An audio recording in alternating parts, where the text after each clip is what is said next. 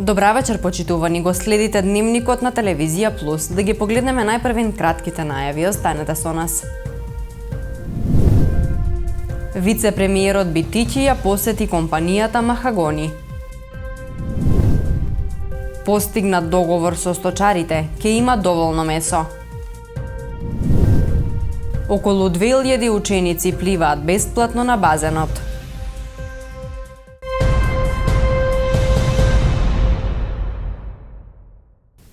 Вице-премиерот Битичи денеска ја посети кумановската компанија Махагони, која е успешен пример и обстојува над 28 години. Оваа компанија е една од 600 во државава кои што користат финансиска поддршка за инвестициски вложувања. Многу повеќе на оваа тема во прилогот што следува. Вице-премиерот задолжен за економски прашања Фатмир Битичи денеска во Куманово ја посети компанијата за дизајнирање и производство на мебел Махагони. Тој истакна дека фирмата, специјализирана за дизајнирање и производство на висококвалитетен мебел од бука и храст, успешно обстојува на пазарот веќе 28 години. Нагласи дека менаџерот го живее американскиот сон во нашата земја, започнал од гаража од 25 метри квадратни, а денеска има фабрика од 3000 метри квадратни. И тој пример нагласи дека треба да го следат сите. Рече дека компанијата е извозно ориентирана и 70% од своето производство го пласира на пазарите во Хрватска, Србија, Словенија, Германија, па дури и Канада. Владата ја поддржува оваа компанија веќе во нивниот втор инвестициски циклус со втор договор според кој минималната инвестиција изнесува 17 милиони денари за финансиската поддршка на инвестициските вложувања во деловен објект, опрема и машини со цел проширување и подобрување на производните капацитети и секако нови производи со современ и подобар квалитет што оваа домашна компанија ја прави уште поконкурентна. Првиот договор за финансиска поддршка на компанијата Махагони го подпишавме во 2021 година, пост-ковид година, што значи дека се охрабриле и инвестирале во развој во време на криза. Ја добија поддршката тогаш, ја добиваат и сега, и тоа така ќе продолжи. Вице-премиерот нагласи дека портфолиото на компаниите како Махагони кои ги поддржуваат во инвестициите се шири веќе брои над 600 компании. Рече дека оваа година беше исплатена рекордна финансиска поддршка од 23 милиони евра, државна помош по Законот за финансиска поддршка на компании, со кои се поддржуваат за инвестиции кои ја зголемуваат активната конкурентност преку нови производствени процеси, воведување на нови технологии и креирање на подобро платени работни места. Ристо Бошков е избран за нов председател на Сдруженијето на пензионери Куманово на денешното изборно собрание. За подпредседател е избран Стојан Арсовски, а за председател на собранието е реизбран Назим Емини од Липково.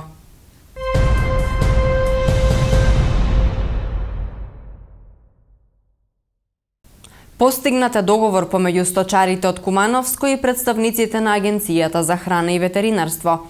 Во рокот 15 на дена би требало да се укинат мерките за селата Љубодрак и Тромеѓа. Ке нема уништување на свињите кои повеќе месеци не покажале знаци на болеста. Вице-премиерот, како и директорот на агенцијата, уверуваат дека во земјава има доволно количини свежо свинско месо. Во земјава има доволни количини свежо свинско месо и нема да се доведеме во состојба да увезуваме, истакна вице-премиерот за економски прашања Фатмир Битичи. Според него Агенцијата за храна и ветеринарство и Министерството за земјоделство ги преземаат неопходните мерки за справување со африканската чума кај свињите. Сметам дека мора да се преземат превентивни мерки заради заштита од африканската чума. Сметам дека штетата може да биде многу поголема, не само кон одгледувачите, туку и кон населението, и затоа моравме да преземе. Секако, како што се справувавме со истиот момент и со африканската чума пред неколку години, ќе се справиме и сега. Ќе се помогнат сите одгледувачи за да повторно полека се вратиме, и јас гарантирам дека свежо свинско месо ќе има доволно на трпезите на секој еден граѓанин, затоа што сметам дека има доволно количини во нашата држава кои што не се засегнати. Слушам дека има различни информации, но тоа навистина Агенцијата за храна и ветеринарство во соработка со Министерството за земјоделие го прават на контролиран начин и никој нема да биде оштетен.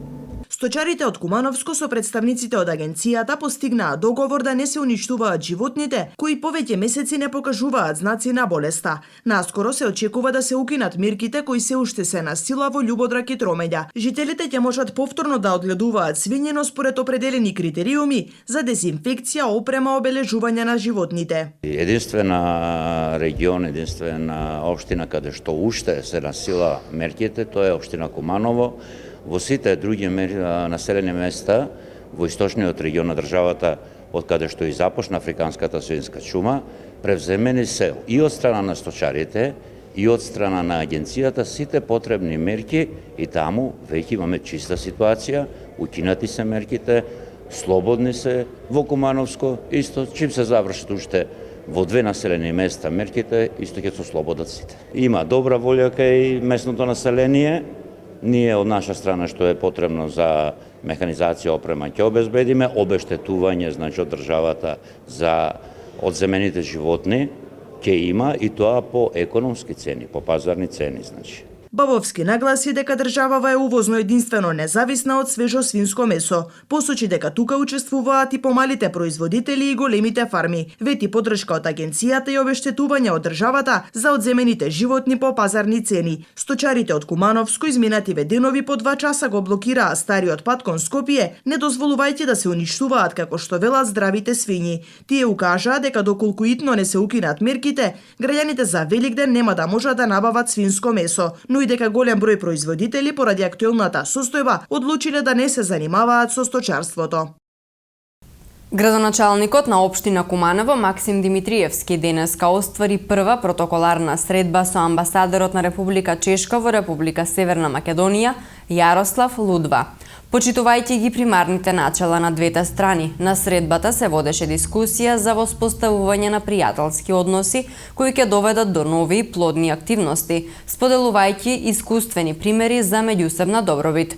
Средбата отвори можности за унапредување на соработката на полето на повеќе општествени сфери, пишува на официјалната веб страна на општина Куманово.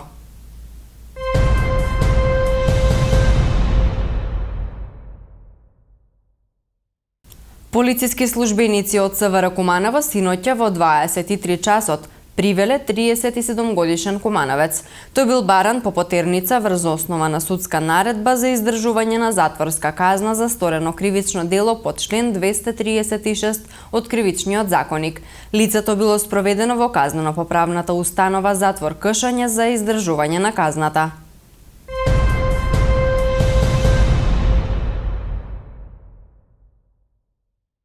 Околу 2000 основци и средношколци од Куманово пливаат бесплатно на градскиот базен.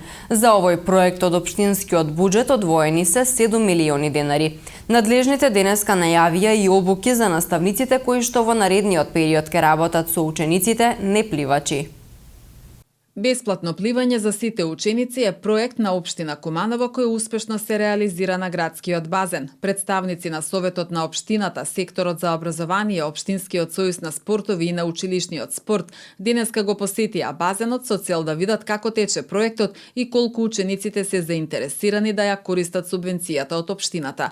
На месечно ниво базенот го користат околу 2000 основци и средношколци пливачи, а надлежните денеска најавија дополнително и обуки за наставниците кои што во наредниот период би работеле со учениците непливачи. За овој проект општина Куманово преку Советот додели 7 милиони денари на годишно ниво. Базенот е полн со деца што пливат и што се учат да пливат. Тука се нивните ментори, наставници по физичко образование. Во оваа прилика би апелирала затоа што субвенциите не се мали, општина Куманово не ги дава за користење на учениците за вонаставна активност. Апелирам до сите ученици кои сакат да научат и кои се спремни, не мора нивниот наставник по физичко образование да ги води нели на овие вонаставни активности, ама било кој наставник од нивното училиште може да ги доведе.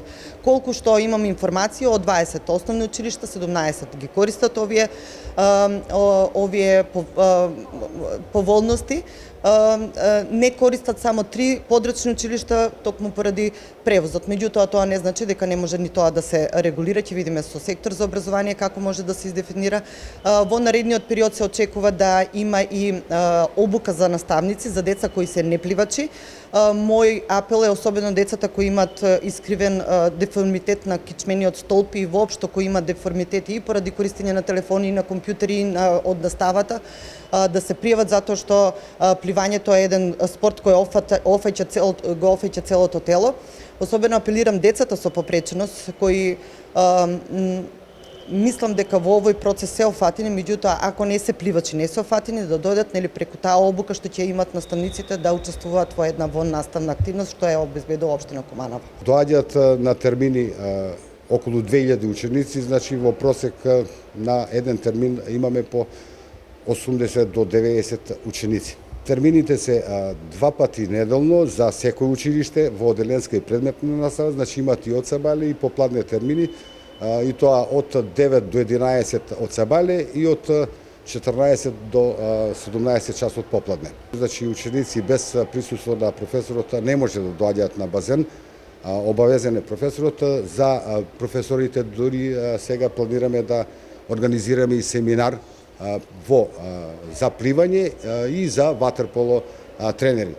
Од градскиот базен денеска со апел до учениците да не ја загрозуваат хигиената во базенот, а кон инвентарот да се однесуваат како да се во своите домови. Би имал еден апел или една препорака до сите кои го користат, посебно децата, и до професорите што ги водат нив, бидејќи приметувам дека за околу хигиената, односно да не ги пуштат децата со мастики за жвакање да пливаат, затоа што постојано кога пливам гледам дека на дното на базенот се наоѓаат мастики, што најверојатно се од децата, претпоставувам, и со што може да се загрозува и хигиената, а исто така може да се запушат и самите филтри, претпоставувам, од мастиките. Исто така апелирам и до децата редовно да ги затвараат чешмите после туширање, затоа што и тоа го имам приметено, ќе се истушираат и ќе излезат да се спремат, а водата остава да тече, која што е загреена. Значи за џабе се троши и вода и струја, а се обидуваме да биде поефикасно работењето на базенот. Исто така да се внимава и на овие кабин што се за оставање гардероба, да не се кршат, да се чува едноставно инвентарот, бидејќи тоа е за сите нас и за наше добро. И колку повеќе го чуваме, толку подолго и ќе трае и нема да има потреба дополнителни инвестиции. Проектот функционира безпрекорно. Мислам дека бројката на учениците од основно и средно образование е 2 пати поголема од бројката на клубовите, што покажува дека има огромен интерес и од основните и од средните училишта за ова работа. Клубовите се константни, затоа што после пандемијата и после неработањето на базенот, од февруари веќе влегуваат во форма, се зголемува број на децата и мислам дека интересот ќе остане ист. Што се однесува до рекреативците, исто така се зголемува од ден на ден бројот и мислам дека ќе даде добри резултати и се ова работата на базенот и условите ќе им бидат во интерес на граѓаните и тие ќе го користат максимално. Отворениот базен ќе работи во летните услови, со тоа што отворањето ќе биде како и секоја година после завршување на школска година до 1 септември. Проектот за правилен и подобар психофизички развој на учениците започна во февруари годинава, целосно финансиран од општина Куманово. Движењето Студентски отпор бара средба со министерот за образование и наука и нивни представници да бидат вклучени во работните тела кои донесуваат одлуки во интерес на студентите. Во соопштение до медиумите, Студентски отпор искажува незадоволство од институциите и како што наведува нивниот игнорантски, незаинтересиран однос кон студентите кои континуирано се зголемува низ годините, а особено изминативе месеци.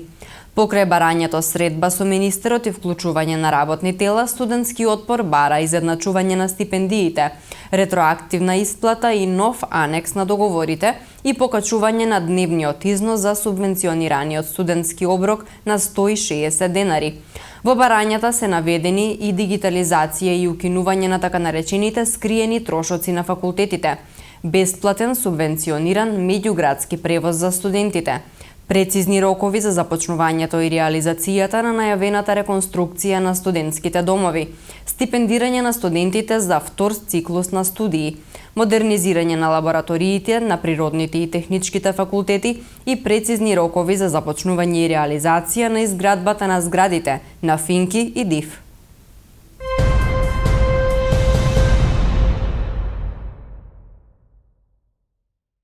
Одсекот за економски криминал при СВР Куманово поднесе кривична пријава против 49 годишен државјанин на Република Србија поради постоење основи на сомнение за сторено кривично дело фалсификување пари под член 268 од Кривичниот законник. Пријавениот набавил фалсификувана банкнота во апоен од 100 евра и откако остварил влез во државата преку граничен премин Табановце, на бензинска пумпа на автопатот Табановце Куманово извршил размена на фалсификуваната банкнота.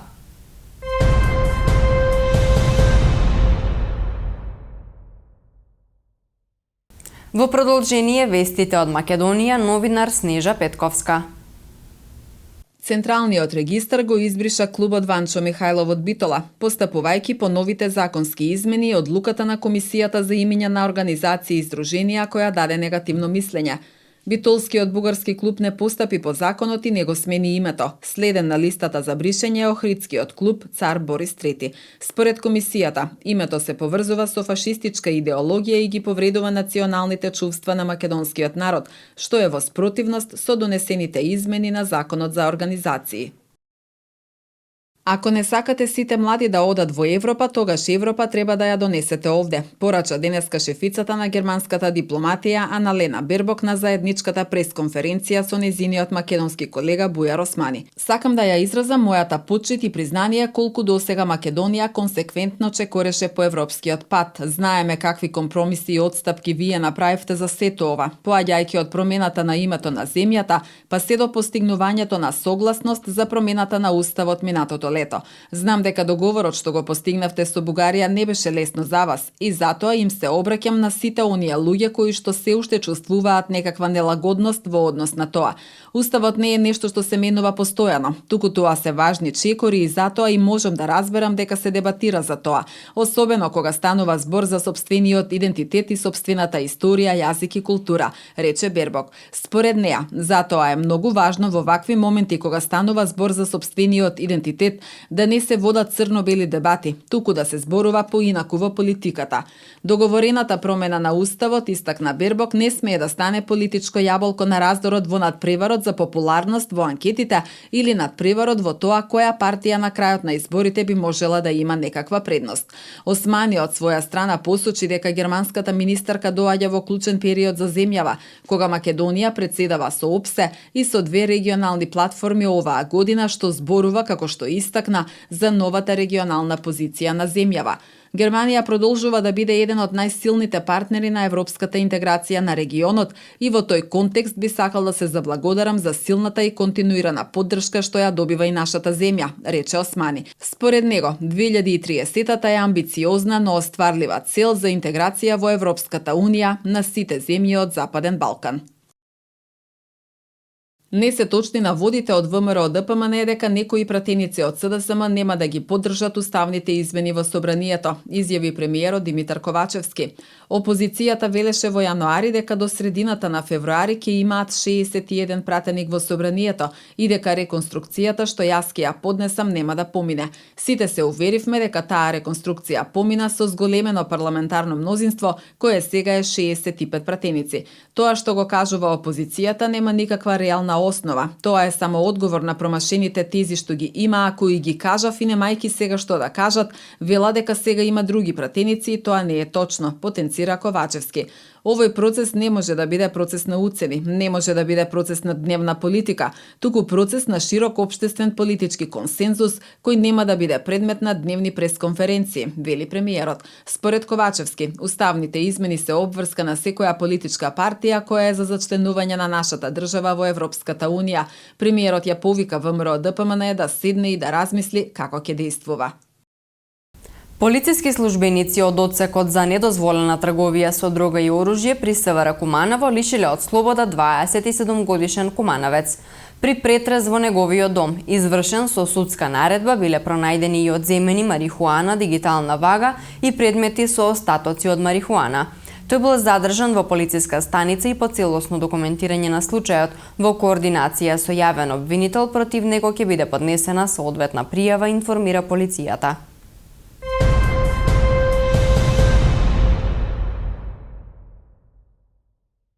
Министерството за внатрешни работи спроведе акциска контрола на територијата на Македонија за санкционирање на возила кои се движат со брзина поголема од дозволената, при што санкционирани се 196 возачи.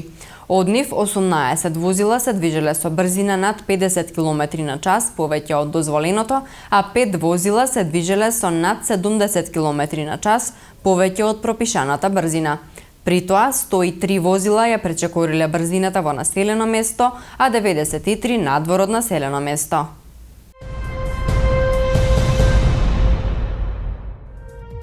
Времето денеска во Куманово беше сончево со максимална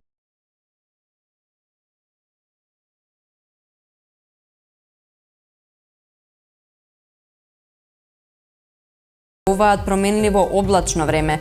Температурата ќе се движи во интервал од 7 до 19 степени Целзиусови.